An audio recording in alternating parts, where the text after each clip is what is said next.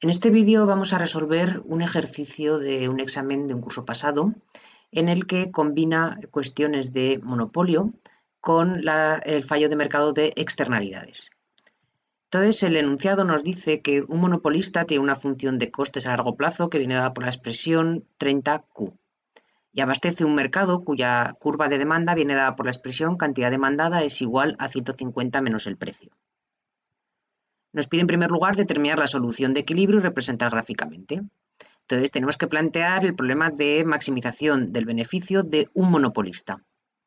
Para ello vamos a necesitar la función de ingresos que se calcula como precio por cantidad.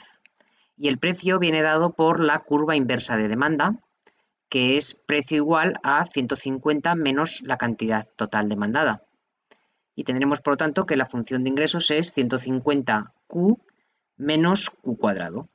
Y ya podemos también obtener a partir de aquí el ingreso marginal que luego vamos a utilizar, cuya función viene dada por la expresión la derivada de la función de ingresos respecto de Q, que es 150 menos 2Q. Y ahora ya nos planteamos el problema de maximización del beneficio de este monopolista. El beneficio es la diferencia entre ingresos menos costes. En este caso llamamos costes totales, pero es una curva de costes a largo plazo. Y tenemos que en nuestra función de ingresos hemos obtenido que era 150Q menos Q cuadrado y menos los costes que vienen dados por la expresión 30Q. Operando tendremos 150Q menos 30Q, que es 120Q y menos Q cuadrado. Y esta es la función de beneficios que queremos maximizar. La condición de primer orden para la maximización del beneficio del monopolista nos dice que la derivada de la función objetivo, que es el beneficio, respecto a la variable de decisión, que es la cantidad, tiene que ser igual a 0. Al hacer la derivada de la función de beneficio que hemos obtenido, sería 120 menos 2Q, que es el ingreso marginal. Y esta primera derivada del beneficio tiene que igualarse a 0. Y de aquí podemos despejar la cantidad y nos da que la cantidad de equilibrio del monopolista va a ser 120 entre 2, 60 unidades físicas del bien. Y podemos obtener también aquí el precio de monopolio, a partir de la curva inversa de demanda, que es 150 menos la cantidad, luego 150 menos 60, el precio va a ser 90 unidades monetarias. La condición de segundo orden nos dice que para que este empresario monopolista esté maximizando su beneficio, la segunda derivada del beneficio respecto de la cantidad tiene que ser menor que 0. Si ahora tomamos la primera derivada, que era 120 menos 2Q, y hacemos la derivada, para obtener la segunda derivada tendremos que es menos 2, que es siempre menor que 0, luego se cumple la condición de segundo orden. Y por último, para maximizar el beneficio, se tiene que cumplir también la condición económica, que lo que nos dice es que el beneficio de producir tiene que ser mayor que el beneficio de no producir nada. En este caso, el beneficio de producir es igual a los ingresos, que es precio de monopolio por cantidad de monopolio, menos los costes de producción del monopolista. En este caso, el precio es 90 por la cantidad de equilibrio del monopolista, que es 60, menos los costes, que son costes a largo, que vienen dados por la expresión 30 por cantidad, 30 por 60.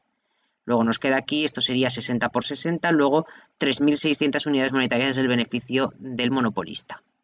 Y si decidiera no producir, el beneficio de no producir, como no tenemos costes fijos al encontrarnos en largo plazo, tenemos que el beneficio de no producir es 0. Y obviamente se cumple la condición económica, ya que el beneficio de producir, 3.600, es mayor que el beneficio de no producir, que es 0. Vamos a ver gráficamente el equilibrio del monopolista. Para ello representamos nuestra curva de demanda. Fijaros que la curva de demanda es una recta y cuyos puntos de corte, cuando la cantidad es 0, el precio va a ser 150 y cuando el precio es 0, la cantidad es 150. Vamos a dibujar también nuestra curva de ingresos marginales. Tenemos que la curva de ingresos marginales viene dada por la expresión 150 menos 2Q. Entonces, cuando Q es 0, el punto de corte con el eje vertical es 150. Y si el ingreso marginal es 0, entonces la cantidad, el punto de corte con el eje horizontal, va a ser 150 entre 2, que es 75. Y ahora vamos a dibujar los costes marginales. Los costes marginales, fijaros que son constantes e iguales a 30. Luego va a ser una recta horizontal con valor 30. El punto en el que se cortan los ingresos marginales, la curva de ingresos marginales con la curva de costes marginales, es el punto en el que coinciden ingreso marginal y coste marginal, y por lo tanto el punto en el que se cumple la condición de primer orden, ya que la derivada del beneficio al hacerse igual a 0 es equivalente a decir que el ingreso marginal tiene que ser igual al coste marginal. Luego este será el punto en el que se determina el equilibrio y que permite determinar, al trasladarlo sobre el eje horizontal, la cantidad de equilibrio que hemos obtenido, que era 60, y al trasladar esta cantidad a la curva de demanda, esta altura nos determina cuál es el precio de equilibrio, que va a ser 90 unidades monetarias. El siguiente apartado nos pide calcular el bienestar social y representarlo gráficamente, explicando qué áreas se corresponden con el excedente de los consumidores y con el excedente del productor. Vamos a comenzar calculando el excedente de los consumidores en esta situación de monopolio. El excedente de los consumidores es la diferencia entre el precio que están dispuestos a pagar, que viene dado por la curva de demanda, y el precio que realmente pagan por cada una de las unidades, que viene dado por el precio de equilibrio, que es 90. Luego, la diferencia vertical entre la curva de demanda y el precio 90, todo este área que coloreamos ahora en naranja, es el excedente de los consumidores. Al ser la curva de demanda una recta, el área que comprende el excedente de los consumidores tiene forma de triángulo. Luego podemos calcular directamente el área del triángulo, será el excedente de los consumidores. Es un triángulo de base 60 y altura 150 menos 90.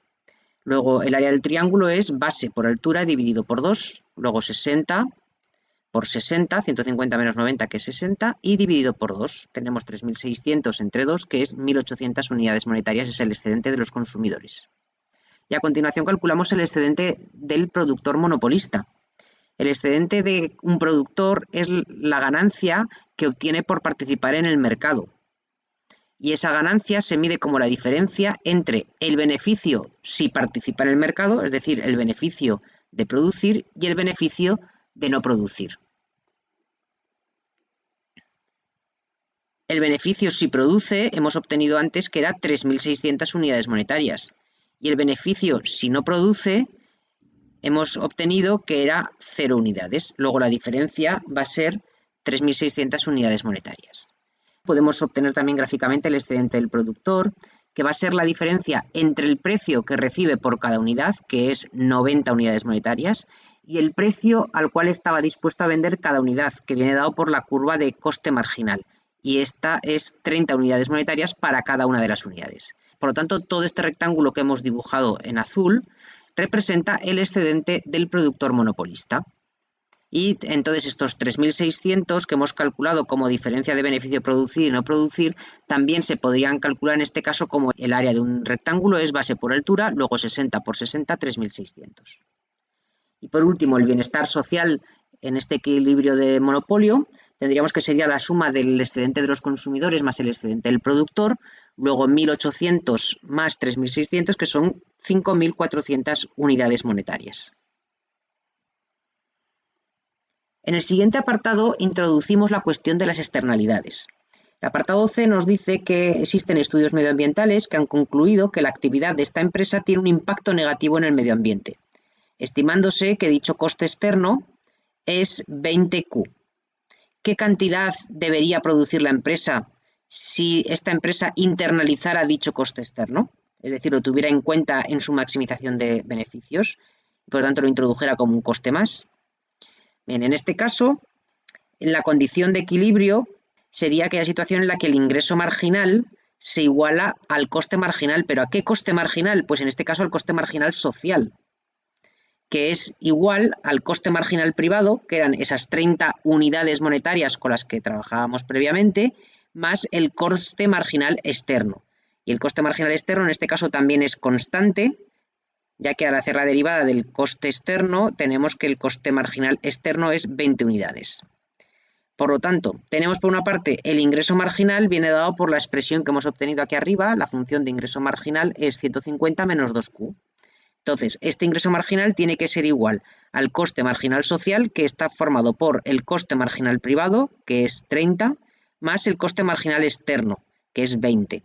De tal manera que aquí el empresario está teniendo en cuenta, a la hora de tomar su decisión de producción, está teniendo en cuenta tanto su coste marginal privado como el coste marginal externo que está generando. Luego está internalizando esa externalidad negativa. De aquí fijaros que ya tenemos una ecuación con una sola incógnita que es Q. Si calculamos tendríamos aquí 150, aquí en este lado tenemos 50, que pasando al otro lado tendríamos 150 menos 50, luego 100, y entonces nos daría que la cantidad para este apartado C sería 100 dividido por 2, que es 50 unidades físicas del bien. Por lo tanto, fijaros que ahora, si el empresario tiene en cuenta los costes externos que genera, ya no va a producir 60 unidades, como producían en un monopolio puro en el que solo tenía en cuenta sus costes marginales privados, sino que va a reducir su producción a 50 unidades. Al reducirse la producción y ser un único productor, tenemos que el precio también va a cambiar, y el precio se obtiene a partir de la curva inversa de demanda en la que reemplazamos la cantidad. Luego tendremos que el precio es igual a 150 menos la cantidad.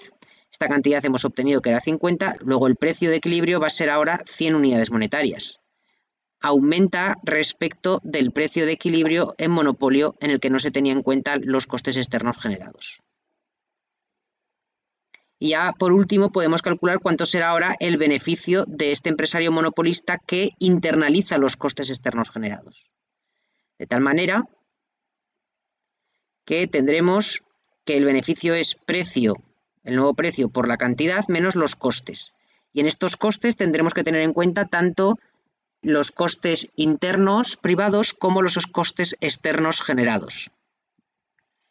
Y entonces tendremos que precio hemos obtenido que es 100 por cantidad que es 50, menos los costes marginales que son 30 más 20, luego 50, por la cantidad producida que ahora es 50. Luego tendremos que será 5.000 menos 2.500, tendremos que el beneficio se reducirá a 2.500 unidades monetarias si el empresario internaliza los costes externos generados. Vamos a ver gráficamente cómo representamos este nuevo equilibrio en el que el empresario internaliza los costes externos que genera. Fijaros que ahora la condición de equilibrio se produce en el punto en el que ingreso marginal se iguala al coste marginal social. El coste marginal social es una nueva curva que se obtiene de sumar a los costes marginales privados que ya teníamos, que era esta curva de 30, que era el coste marginal privado, más los costes marginales externos, que en este caso son 20.